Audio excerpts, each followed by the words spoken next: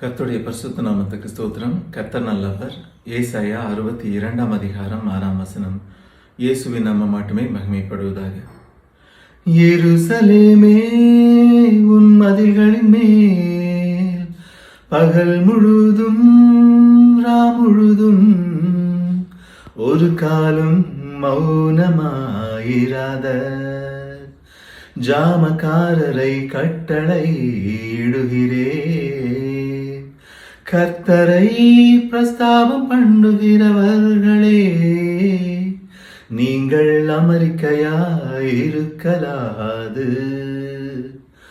எருசலேமே, உன் மதில்களின் மேல் பகல் முழுதும் முழுதும் ஒரு காலம் மௌனமாயிராத ஜாமக்காரரை கட்டளை இடுகிறேன்.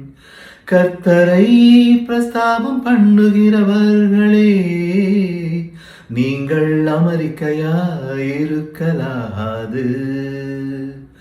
நீங்கள் அமெரிக்கையாயிருக்கலாது. கர்த்தர் நல்லவர்.